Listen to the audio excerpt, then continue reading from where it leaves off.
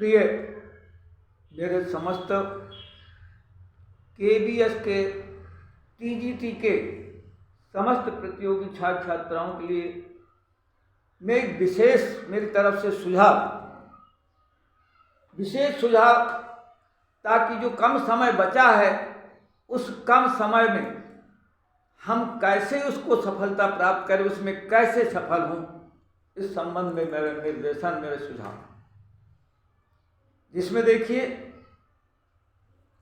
सर्वप्रथम तो मेरा ये सुझाव है आपको कि जिसका समय जितने दिन हो उस में, चाहे किसी भी विषय का छात्र क्यों ना हो, छात्र उनको जो है ना एक निश्चित कर लें कि मैं जितने दिन बचे हैं पूरा कोर्स भी आ जाए, पाठ्यक्रम आ जाए कि जो सबसे सरल हो, जो सबसे अधिक सरल हो उसको पहले डिवाइड करें कि शुरू के पहले दिनों में, इसके बाद उससे जो कम सरल हो तो उसके बाद कम सरल, उसके बाद ऐसे क्रम से अनुसार, इसके बाद जब जो सबसे ज़्यादा कठिन लग रहा हो उसको आखिरी में ले जाएं, परीक्षा के एकदम एक दिन पहले तक नज़दीक, ताकि जो सरल हो तो एक करते जाएंगे तो रहेगा ही, जो कठिन रहेगा वो तुरंत जब पढ़ कर जाएंगे तो वो याद रहेगा।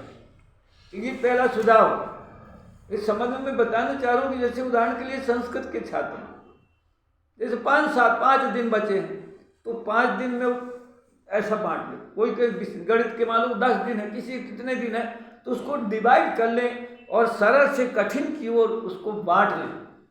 ये एक बात हो गई। दूसरी बात मैं ये बताना चाह रहा हूँ कि आपने बांट लिया, पढ़ाई कर लिया, तो उसमें आप सोने में क्या करें कि ये सब किसी दिन भी ऐसा ना हो कि आप 6 घंटे से कम सोएं। 6 घंटा प्रतिदिन सोना आवश्यक है स्वास्थ्य के लिए, क्योंकि कई विद्यार्थी क्या करते हैं, समय कम बचा तो बिल्कुल दिन रात अध्ययन करना शुरू, सोना ही नहीं, निश्चित रूप से अपना स्वास्थ्य खराब हो जाएगा, हम किसी काम के नहीं बचेंगे, हम पढ़ ही नहीं पाएंगे। तो कहते हैं वो सोना किस काम का जो कान छीने, इसलिए हम सोएं।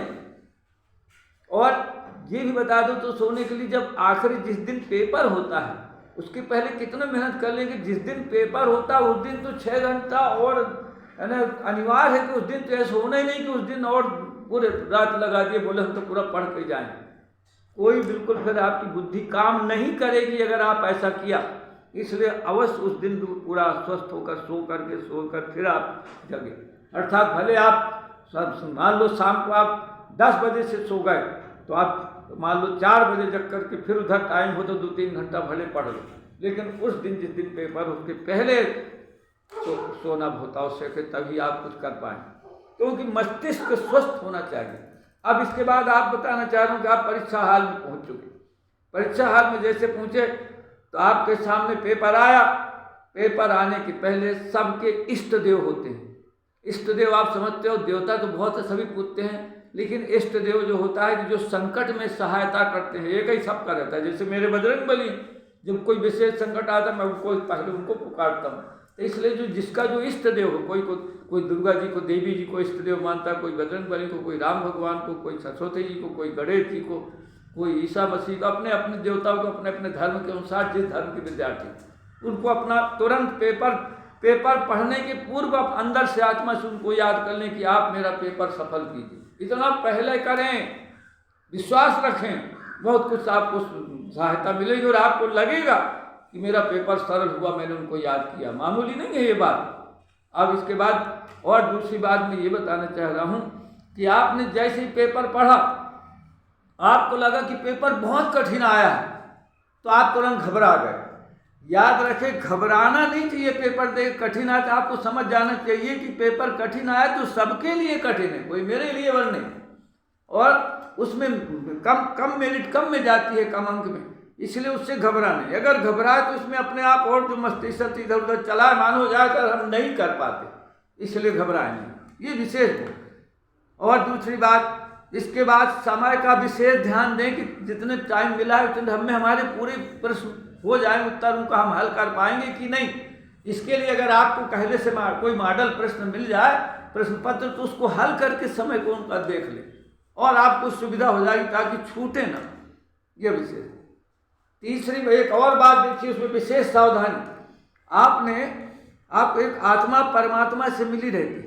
अतः जैसे ही आपके पास पेपर आओ, जिसको पढ़ रहे, जिसके आपको एक भी नहीं समझ में आ रहा, उत्तर नहीं बन रहे, पढ़ा हुआ नहीं है, और आपको तुरंत, जिसमें आपने जब चारों उत्तर देखा तो आपको जो सबसे पहले लगा, आत्मा कहती है कि ये सही है, तो आप फट से उसको मानोगे नहीं कि फिर उसके बाद 2-3 में उलझ गए।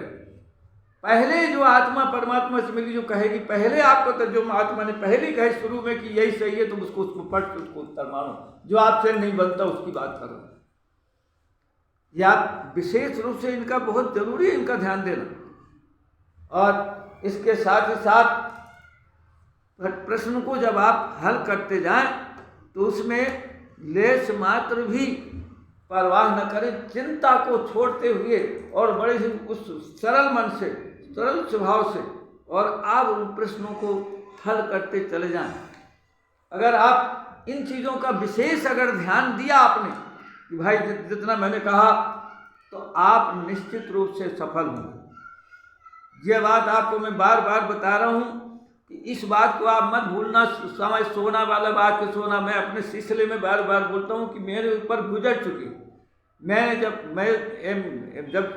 स्नातकोत्तर का विद्यार्थी था अर्थशास्त्र का, और उस समय जब मैंने रात भर पढ़ता रहा, मैं आपको ज्वलंत अनुभव, बिल्कुल अनुभव बता रहा हूँ, और 100% 100 में 100 अंक लेने की क्षमता रखता था स्टैटिक्स में, और रात भर पढ़ता रहा, नींदें नहीं लगी, सो नहीं पाया। तो दूसरे दिन जब पेपर देने गया तो चकरा गया दिमाग, और कुल मिला के आप ताजुब करेंगे कि मुझे 38 पासिंग मार्क मिले, क्योंकि सारे सवाल गलत हो गए, और प्रैक्टिकल एक सवाल ही मैंने किया। इसलिए मैं बार बार कहता हूँ कि उस दिन स्वस्थ होना बहुत जरूरी है। अतः मैं बस इतना ही कहना चाह रहा हूँ, आप सफल हों, मेरी शुभकामना मेरी ओर से, और मैं ईश्वर से चाहता हूँ कि आप इन चीज़ों पर ध्यान दें और अपने आप सफल होंगे। बस धन्यवाद और ढेर सारे आशीर्वाद।